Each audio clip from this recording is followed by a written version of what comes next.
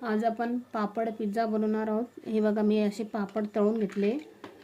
तर मी असंच चटपटा खायला जसं खायला खूप छान वाटतं। तर हे कांदे, तर मी कांदे असे असे टाकणार आहे याच्यात। जरा बारीक कांदे करायचे ते करा, मी हे जाड कांदे केले आणि हे टमाटे असे।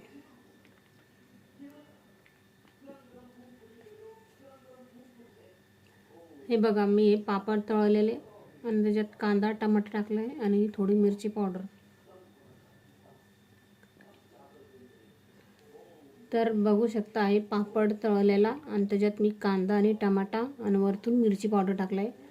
तर हे बघा असं खायला किती छान वाटतंय, म्हणजे असं पिझ्झासारखं। आणि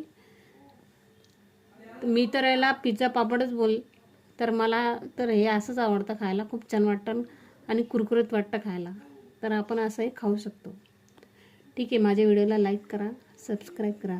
थँक्यू।